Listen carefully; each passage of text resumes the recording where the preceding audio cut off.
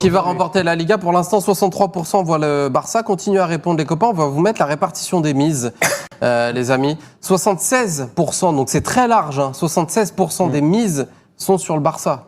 Du volume des mises sont sur le Barça à 1,90, 20% sur le Real Madrid et seulement 3% sur l'Atlético. Est-ce que de votre côté, cote à 1,90 donc pour le Barça, cote à 2,10 pour le Real Madrid, est-ce que vous penchez tous un petit peu aujourd'hui pour le Barça ou pas?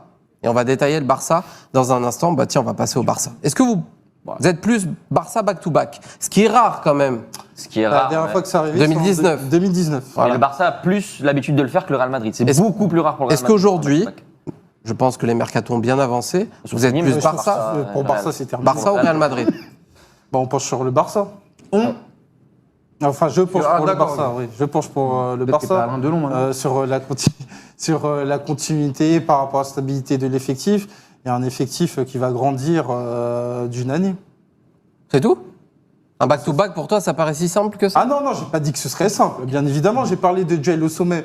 Mais maintenant, moi, sur le marathon, sur la longue distance, en me disant que le Barça a quand même nourri un paradoxe, c'est-à-dire que sur la phase retour, ils ont quand même pris 50 sur 57 points, mais au final, 88 points, c'est pas non plus extraordinaire pour un champion. À titre de comparaison, ils ont pris 3 points de plus que le Barça de Xavi de la saison 2023-2024 qui avait terminé deuxième, mais loin du Real Madrid. Ce que je veux dire par là, c'est qu'en fait, il y a une marge de progression qui est évidente pour le Barça sur le plan comptable. Parce que je n'oublie pas qu'ils ont fait 6 sur 24 au cœur de l'hiver et que ça, tu as les moyens de corriger.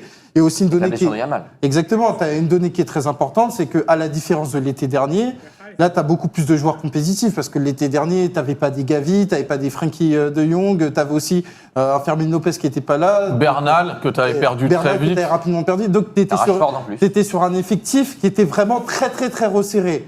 Là, il y a beaucoup plus d'émulation. Tu as le centre de formation qui t'a délivré encore 1 ou 2 joueurs.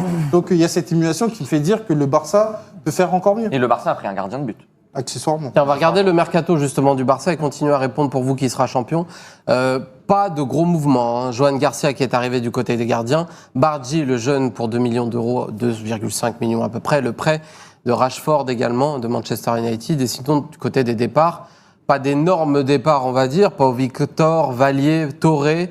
Et ils ont laissé libre, on va dire, le plus gros départ, ça reste Inigo Martinez, laissé libre, avec l'anglais. Et Ansu Fati en prêt à Monaco. Walid. Qui n'est pas une faible perte. Qui n'est pas une faible perte. Non, j'ai dit une grosse perte. J'ai dit. Est-ce que ce mercato, Walid, te convient dans une équipe qui a quand même dominé son sujet l'année dernière, qui est arrivée jusqu'en demi-finale de Ligue des Champions, ou tu penses qu'ils prennent des risques pour leur statut de favori? Alors moi, je vais avoir beaucoup d'humilité parce que l'année dernière, j'avais déjà beaucoup critiqué la planification sportive du Barça qui me dérangeait. Et j'ai été totalement servi sur le terrain avec une saison exceptionnelle, bien au-delà de mes espérances en termes de jeu et même en termes de titres, où je voyais le Real Madrid gagner la Liga l'année dernière. Donc là-dessus, je vais faire un recul-frein et respecter le contexte du Barça et surtout valoriser ce que peut faire Flick avec un effectif. Maintenant, oui, moi, je vais être honnête. Si tu veux mon sentiment, j'aurais aimé avoir des latéraux renforcés.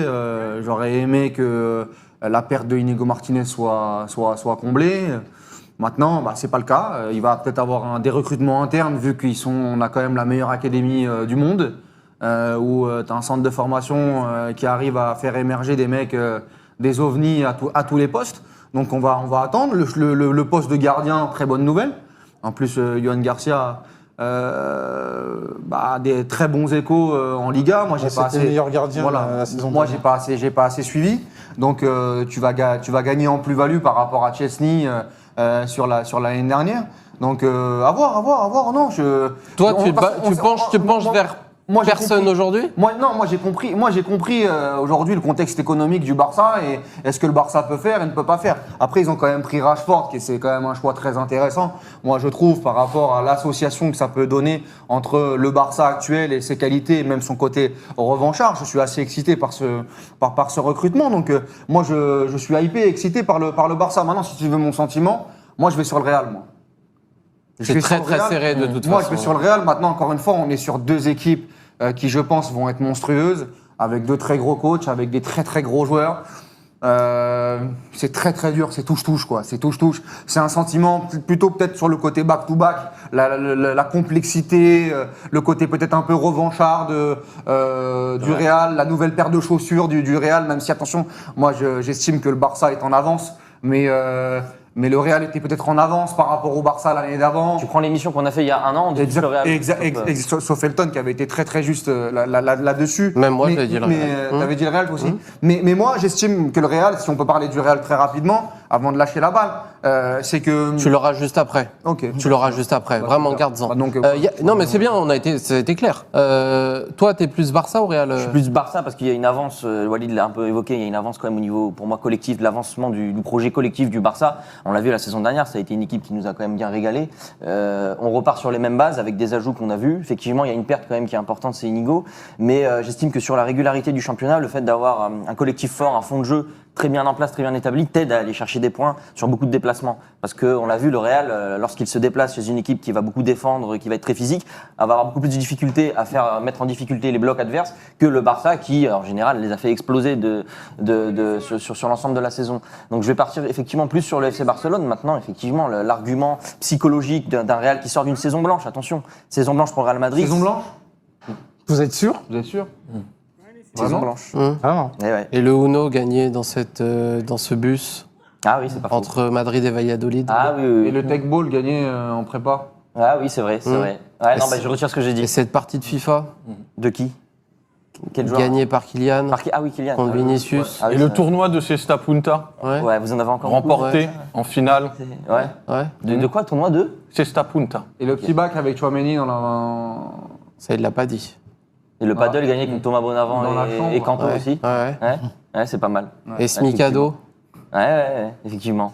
Ouais, donc pas saison blanche. mais Voilà, je pense qu'il y a merci, quand même merci. Ouais, je retire ce que j'ai dit. Ouais. C'est bon. Pas saison blanche, mais une saison un peu difficile. Ça, je peux le dire ou pas? ouais, c'est bon, là, on est d'accord. Là, c'est bon. Là, je vais pas reprendre. Je vais te les Ok. coordonner. Donc voilà. Quand même. Ouais, enfin le Barça, il va falloir jouer à ce niveau-là. hein, Oui, Fanny, encore, hein, non donc, mais dans les hauts, Ah oui, oui, mais oui. dans les moments où le Barça, pendant combien de semaines, à un moment, Tu ne penses que gagne le pas Real- de match. Tu penses que le Real peut pas. Tu penses que le Real donc ne peut pas faire moins bien que l'année dernière, en gros, ce que tu dis. Donc forcément, ils vont hausser le niveau. Que le Barça, en termes de progression, vu que c'est l'année 2, ils vont aussi hausser de niveau avec Yamal et compagnie. Et qu'en gros, l'Atlético, pour le coup, va être Non. mis en difficulté par ça. Donc ils vont être Non, non, forcément. même pas non, mais je peux le forcément. comprendre. Non, mais je peux mais moi, comprendre tu veux qu'on prenne comme base de réflexion la saison dernière. Moi, je dis attention, la saison dernière, autant j'ai trouvé que le Barça a joué à un super niveau et que sur certains matchs, vraiment, c'était vraiment l'Everest.